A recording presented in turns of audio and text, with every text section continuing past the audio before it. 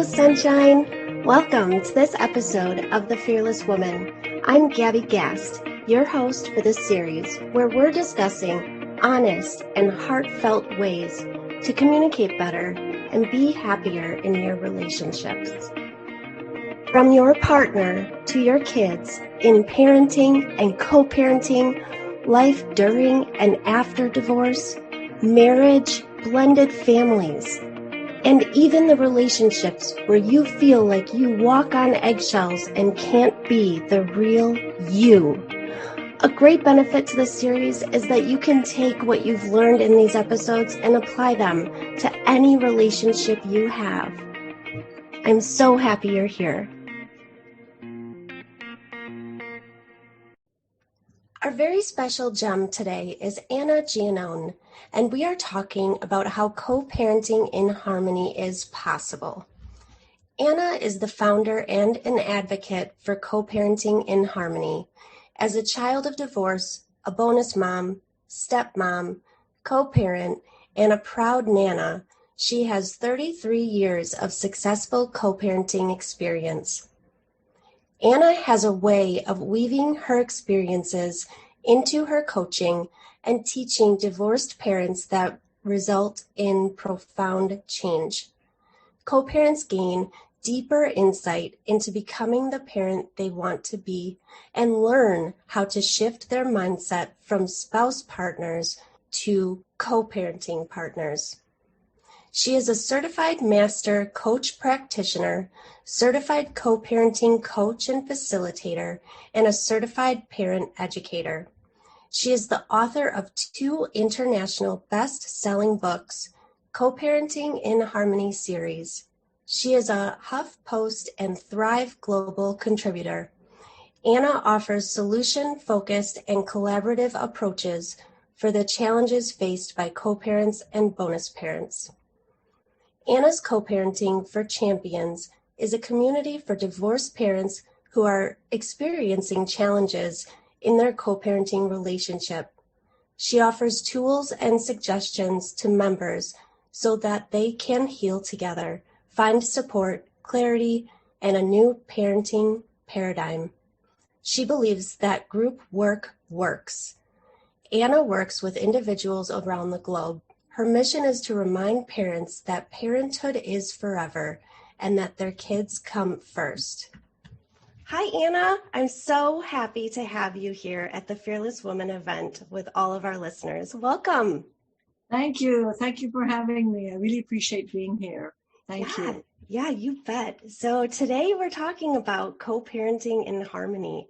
And I bet a lot of our women that are listening may have said, how is that possible, right? I mean, harmony and co-parenting with an ex that maybe you had a high conflict relationship with, or there was betrayal of some sort. But I love bringing this topic to light with our listeners. So what inspired you to commit your life mission to helping divorced parents co-parent effectively? Well, it started off my personal experience as a child. My parents went through an ugly divorce, and eventually I had to go to court and pick sides.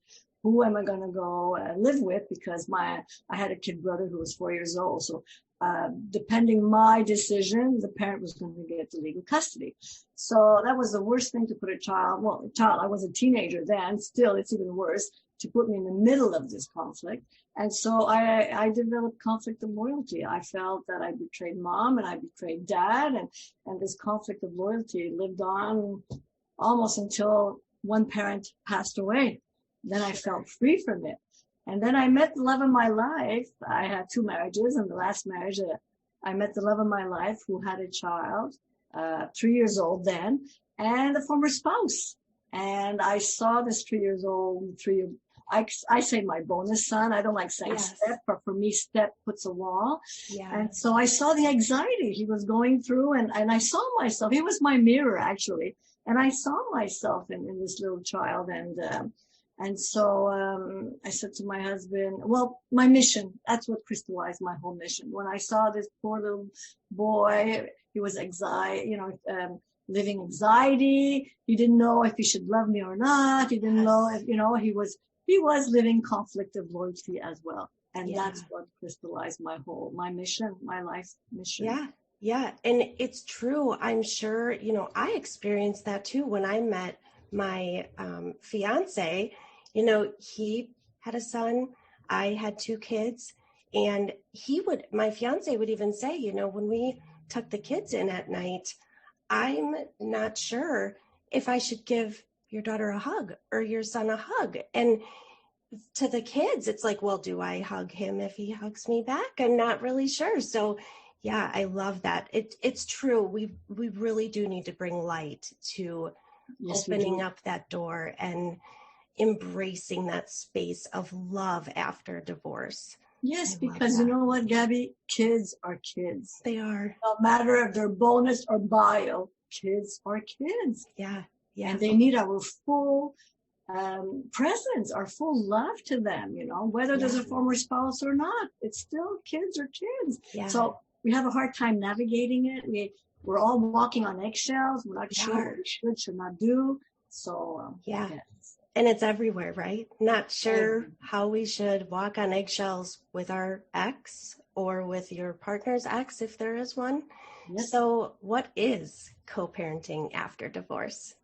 Well, the way my perspective is first of all, I like to de-dramatize the whole situation because, it's an ugly divorce. They come from courts. They're all hurt.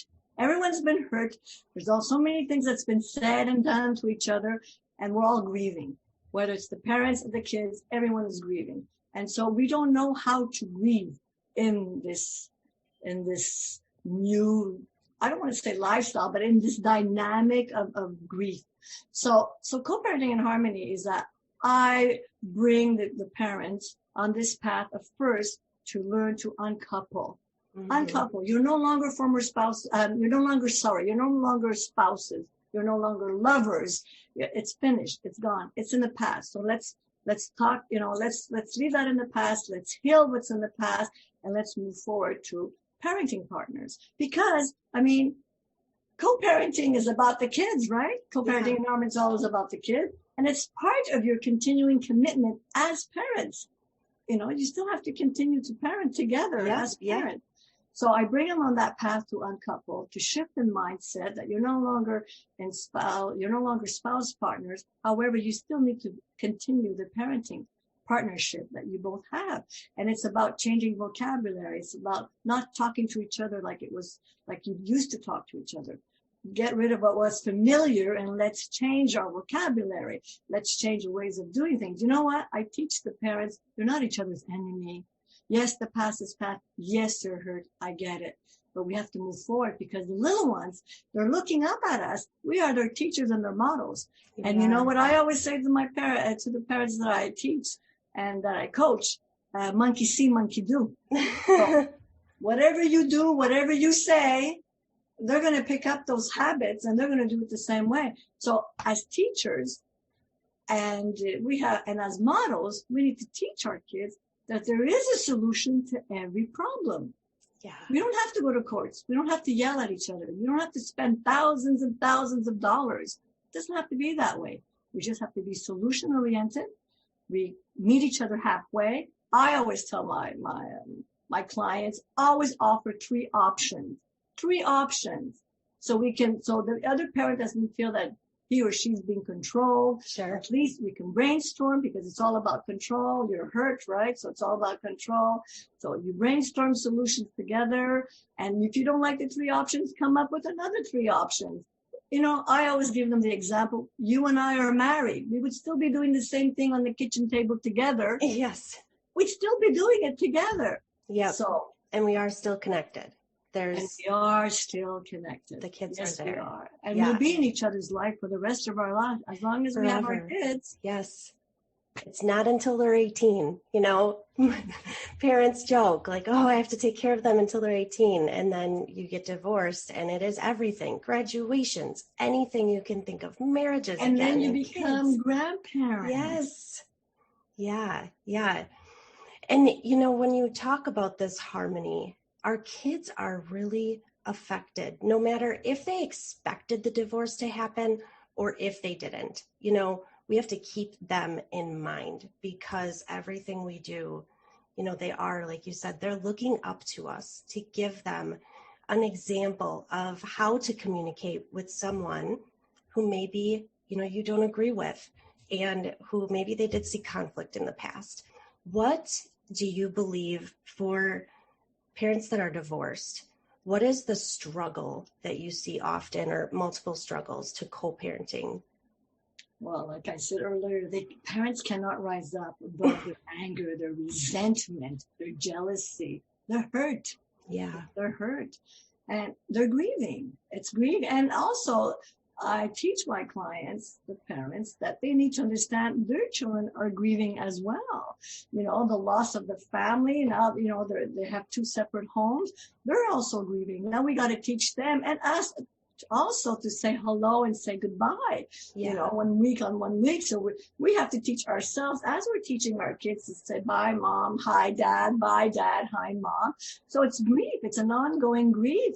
So the main struggle I find is that two main reasons is that they stick to what was familiar. What happened in the past, they carry it on with them, and it's overspilled into the co-parenting. Yeah. And also the facts that, they tie their emotions to the facts. And it drives them now and it drives them in the future. So I teach them to, hey, whatever, we talk about the past in the past, we need to grieve it.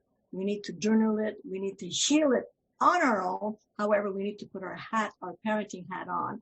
And when it's time to parent our child with the father or the mother, we got to do what we got to do. It's our role. It's our responsibility as a parent. Our kids need us. They need us. Yeah. Yeah. And do you have any suggestions to share with our listeners? This takes time. It's not an overnight thing. I mean, most likely the divorce wasn't an overnight thing. It could have been, but usually there's reasons that lead up to that. And you have to grieve. You have to keep going with your kids in mind. What about when, say one parent is trying to take those steps to co-parenting in harmony, and the other one is just resisting? Do you have any suggestions for the parent that's trying their best? Well, you just keep doing it. Yeah. Eventually, I always say to my clients, when you change, everyone around you will eventually do change. They do. Do not engage in the animosity, in the anger. Keep the focus. Your focus is your child. Stick to facts. Be informative, be concise when sharing information. Let the other parent know what's going on in their kid's life. Eventually they will jump on the wagon. It's a shift in mindset. It's to be more, is to respond and not to react. Yes, you'll have triggers. We all do. Even if we're still married, we'll have triggers. I mean, we all do, right? But however, we must not think that, he or she is trying to make my life miserable. No, it's we all have triggers. We just got to take a step back, reflect, and say, what is my intention? What's my intention from writing to the father or the mother of my child? What do I want him or her to know what's going on presently in our child's life? So always go with that. What's my intention? Yeah. Is it to attack the parent, or is it really to be informative about what's going on in our child's life? Yeah. So I bring them on this path. It's shift in mindset, shift in vocabulary, change the way you say things, show them how to write the emails, point form. Yeah. Don't go into long sentences and then there's misunderstandings and then the other parent, bang, that's it. He or she wants to hurt me again. You know what I mean? And then they report again. Make sense? Yeah, definitely. Keep your discussions very straightforward, to the point. Don't open, that email up to this open space of them attacking you or putting you down. And for many of our listeners, sometimes they have these vulnerabilities that the ex may take advantage of. And when they co-parent, that may come up when the mom or the father feels, just like they aren't getting anywhere. Would you say just take a breath, pick up yourself and keep moving forward and set that intention. We have that voice inside of our head. I laugh because that voice usually talks negative. And I say, like, parent that voice, tell it, no, we're not doing that. Back off, whatever it is. What advice do you have? Because we like to stay in the story. We like to stay in that story. This is what our mind likes to do because it protects us from the hurt, the emotional hurt. That's what it does. So I bring them on the path of having a business-like approach. That's Be great. more rational than emotional. Take the emotion out. Visualize. I bring them on the path and I teach them. Visualize that you're both in a conference room. You're both CEOs of a company. You're both face to face. You have an agenda, point 1, point 2, point 3, and you use the rational side of your brain. Now, if you feel triggered, take a step back again, take a deep breath and say, okay, this is business. Yeah. Business. We're talking about a business here. I always tell them, please forgive me for saying that your child is a product, but it's only so you can use the rational side of the brain to not get triggered and to stick to the facts. And let's move on. Okay, there's this problem. Let's figure out the solution. Okay, there's this problem or there's this going on. So I always tell them when I have them on together the last 2 weeks of my course, because I created a 6-week course on a theory and all that, and I have them on at the last 2 weeks together so they can start learning how to communicate, but in business-like approach. Yeah. And sometimes they go into the reaction mode of that, oh, well, no. Then they start. I said, no. Now you're going into the spouse partner mode. Let's put our business hat on and let's talk about, our product. To raise a well-adjusted, resilient, beautiful little ones to amazing adults. Let's go back. Let's go back. So, and I teach them this, and I have to say that it does work. And like I said, point form, stick to the facts, be informative, concise, respectful. You don't like her, you don't like him, but you need to act respectful because in business, we don't like all our bosses, but we need to be respectful, right? Yes. Same thing, same concept. I love that visualization. That's great. It's perfect. That I have to say that's one that I haven't heard before, and that is so right. I mean, think about when you're in a conference room and you're talking with someone professionally. There's other people around too, so you are more professional and you don't usually react. So I love that. That's great. Thank you for sharing that. Thank you. And like I said, you're both CEOs. You're both equal. Equal. There's not one parent better than the other. Hey, I always say parenting is progress, not perfection, and so is co-parenting. Yeah. And harmony as well. Yeah. So what are 3 goals or 3 steps that co-parents, that they can start today to achieve that co-parenting in harmony? Well, I always say repetition is the mother of skill, right? So I always tell my clients and I bring them back on the path and I keep repeating it. First thing we need to do is to shift the mindset, transition from spouse partners to parenting partners only. It's about respect. It's about keeping the marriage out of the parenting. Okay. The next goal is focus, being child-centered. It's always about your child's well-being, your child's best interest. You love your child to do the unthinkable. Yeah. Okay. It's about clear boundaries. It's about sticking to agreements, consistency. If there's no consistency, you're always going to end up in arguments all the time. So consistency is very important. And it's very important not only for the parents, but also for the kids, because the kids it has to be predictable. They need a routine. They need a structure. It's very important. I always say it's important for me too. I need to be consistent and routine for my own stability as well. So can you imagine the kids? Yes. Can you imagine the kids? And the third goal is build on a business-like approach. Like I said, keep it brief, concise, informative, be responsive versus react, and use a rational side of your brain. Visualize you're in the office, you're in the conference room, you're both CEOs of a business, and you're both going to act professionally. And it will work. It will work. We used it. I mean, I've been co-parenting for the last, I don't co-parent now because now my bonus son is 38, but I have a beautiful granddaughter now, and everybody in the mix, we all see each other and all that. And to avoid any confrontation, if there will ever be any, put your professional hat on. Put your professional hat on, and you be respectful. Yeah, I love that. This whole business-like approach to co-parenting, it may be hard. So you have two businesses, you two CEOs come into the picture, they may have resistance at some point. And in the parenting perspective, those two businesses parent differently. Correct. So, you're doing parenting one way with routines, your co-parent is doing them differently. You no longer are under the same roof. Correct. Do you have any suggestions around letting that co-parent, they're doing their business their way, you're doing it your way, and you just do the best you can? That's it. Because you know what? It's always about control. The other parent never wants to be controlled anymore because what happened in the past.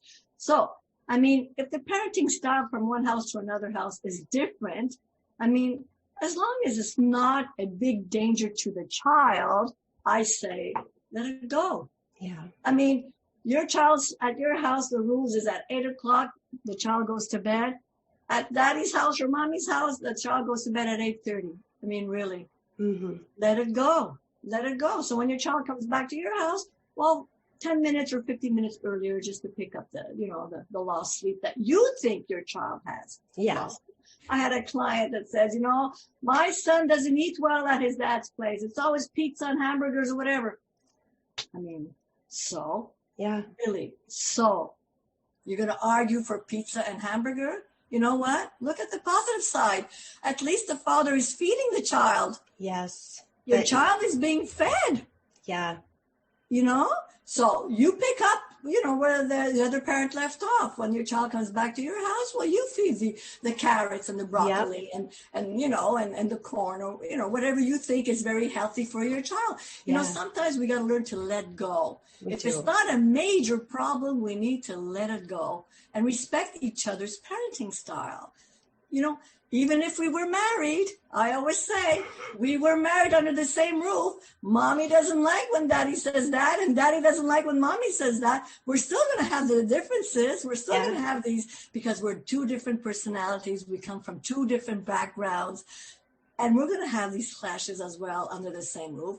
It's not because you're divorced now you need to anger and become each other's enemies. It's still going to happen. Totally. So just let it go. Yeah. Let it go. Yeah, just let it roll. I mean, it's in the best interest for your kids too, because they'll see the tension and eventually they'll start, you don't want to influence the image they have of their parents.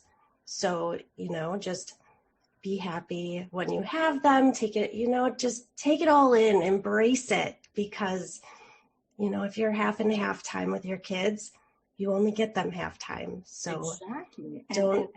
And most of my clients, their kids are on therapy because of anxiety. Yeah. I mean, they're all suffering from anxiety. They feel the tension, even though you don't speak it. They feel it. Yeah. They see it on your face. They feel your actions, your emotions. They feel it. So, I mean, hey, listen, we're parents. It's our responsibility. Let's do the best we can. Yeah. The best we can. Let's talk to each other. Let's be informative. It's not one parent better than the other, one smarter than the other. No, we can brainstorm, ideas, solutions together, and let's move on. It's not a competition. It's about love. Yeah. It's about love. It's about harmony. We're still a team. We're still a team. That's what I say to them.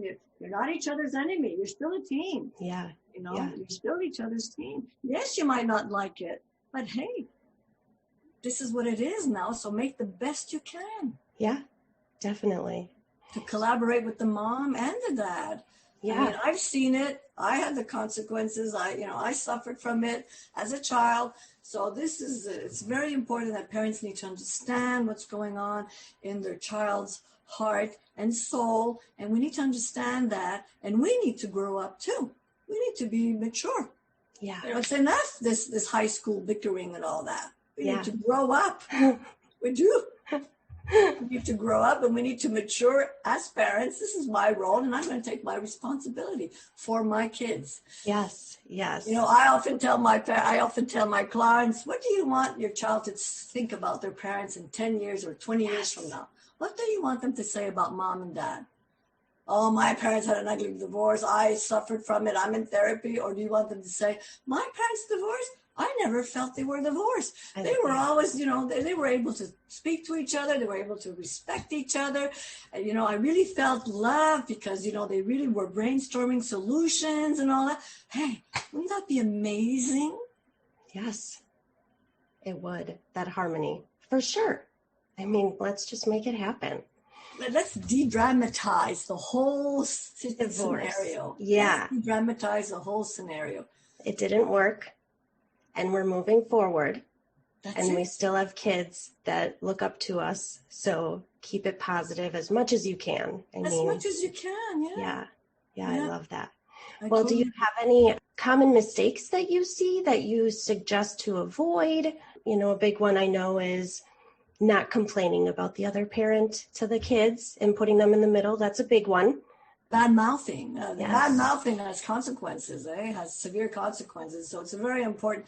I mean, some point, somewhere, we always feel that we want our kids to love us more than the other parent, right? So then what happens is that we poison their mind. And that's very bad, because what happens is, what I teach the parents is that your child sees 50% of mommy within themselves and 50% of daddy within themselves. Now, when you're bad-mouthing daddy, you're also bad-mouthing that 50% of your child. So that what happens to the child is that self-esteem, confidence, they don't like each other, they don't like themselves, they feel ugly, they don't feel good about themselves. It damages them as well. Yeah. So very important to not talk bad about mom and dad in front of your child. Yeah, maybe you might have things that you don't like about mom and dad. It happens. I mean, we're all human. Find someone else to talk about it, Go see a therapist or talk to a friend about, write it, journal it, burn it, throw it away so nobody's going to find it and read it. Yeah. But, not to your child. Your child is not your therapist, is not your confidant, is not your friend. Your child is your child.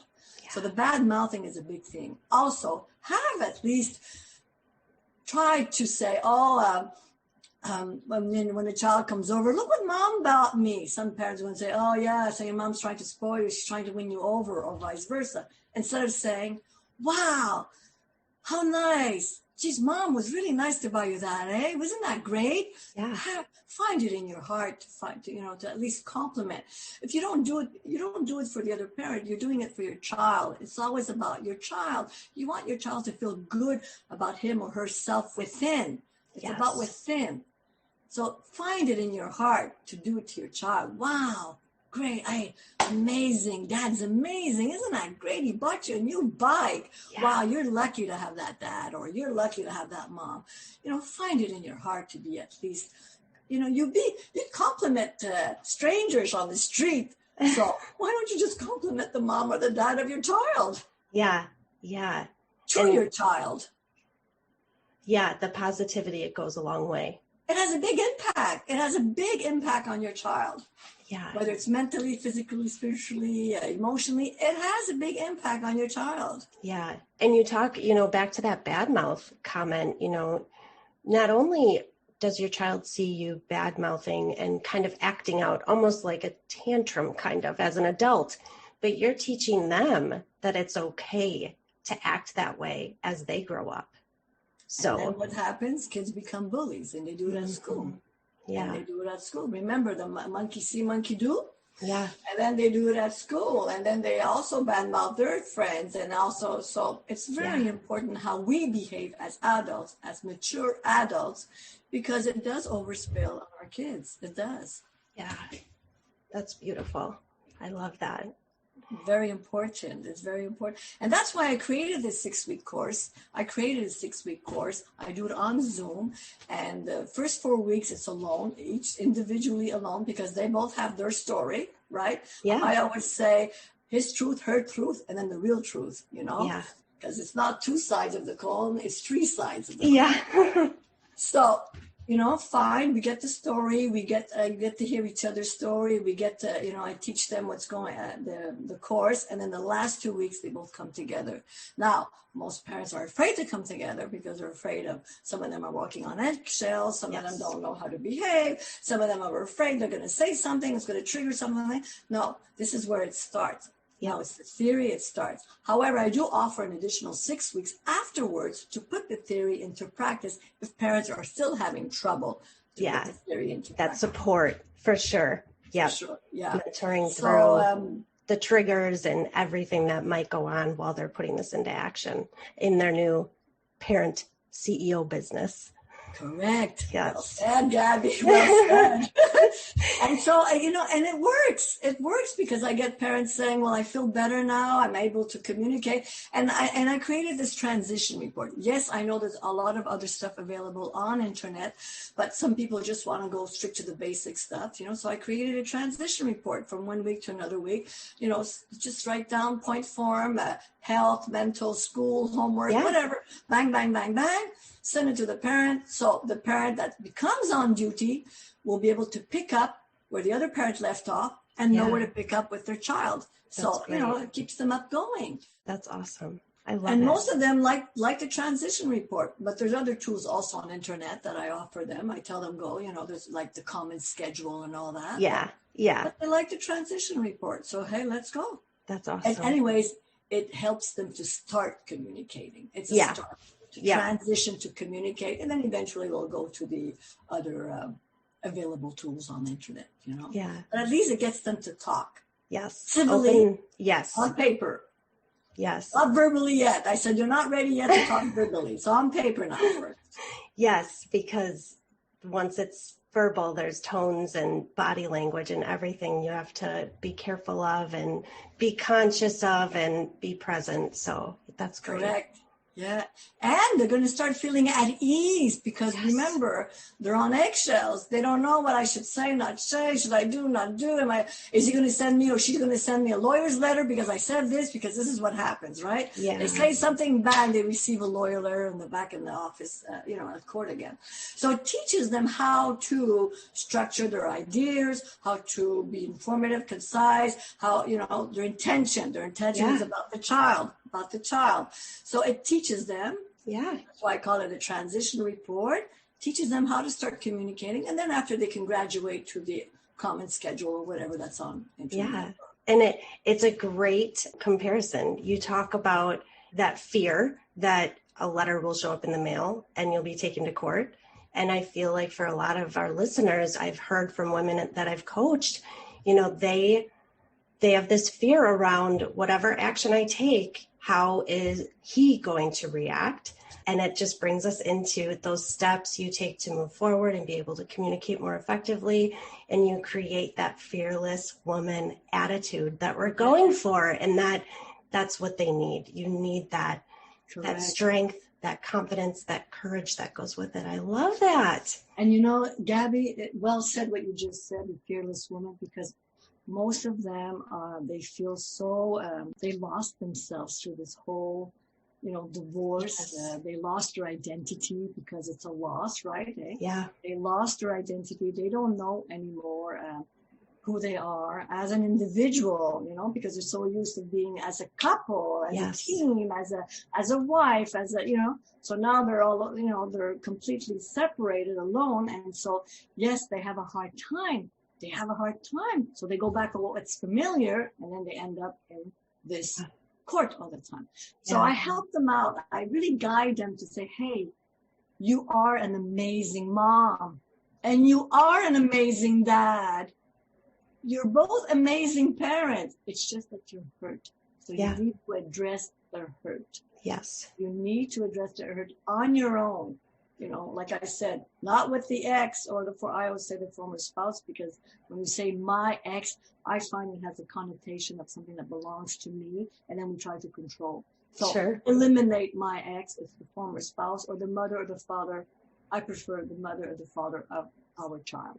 Yeah. So, but I tend to their grief, and I teach them to really look at that grief, where you got really hurt, where did it really affect your self-confidence, your self-esteem. It does. Yes, but never forget, you are that amazing person. You are. You are that amazing mom and dad. You are. No one's perfect. We're not perfect. Every day we wake up. When we wake up, first of all, we're very fortunate that we do wake up. And every day we wake up and we say, today I'll do the best I can. We do. And everything. Whatever it is, it's Whatever the best that you could do. But I tell the moms and I tell the dads, because they both have the same emotion. They both have the same lack of self-esteem, confidence, because they've both been hurt. And I tell them, you are both amazing parents, because for reaching out to me, asking for co-parenting and harmony coaching, right there, step number one, you are both amazing. You are both amazing because you are focusing on your child and wanting to be a better parent. Yes. And a better person. Yes. I love it. Well, this was so good. I love all of the information that co-parenting in harmony, it doesn't happen overnight, but with, consistency and courage and just forward movement and changing your mindset, to be more positive and let some things flow. It's a great message to share with our listeners. So thank you. Thank you. Thank you for having me, Gabby. And like you said earlier, we need to talk more about this. Yes. So for our listeners that want to stay in touch with you, I know that on the website where they grabbed your recording today, there's a free gift. Can you share with them what that free gift is? Sure. If they want to call me up, I give a complimentary coaching call. They can call me and see how I can help them. And I'm willing to, give them a 30-minute free complimentary call. So great. You can reach out on my website and we'll do a Zoom and sure, it will be my pleasure to help them out. I love it. This complimentary call. Awesome. Sure. Well, thank you so much, Anna. I really appreciate you sharing your message with everyone today. Well, thank you so much, Gabby. I really appreciate it, and keep the good work because it's amazing what you're doing. Thank you. Thank you so much. Don't forget to head to our Daily Breakthrough page and access today's free gift located next to their bio and picture. You have access to this interview for the next 7 days. If you are a VIP Access Pass holder, you will receive lifetime access to this episode after the event concludes. If you want lifetime access, it's not too late. Grab your VIP pass from the same page. Check your email tomorrow for your next Daily Breakthrough. Have a beautiful day.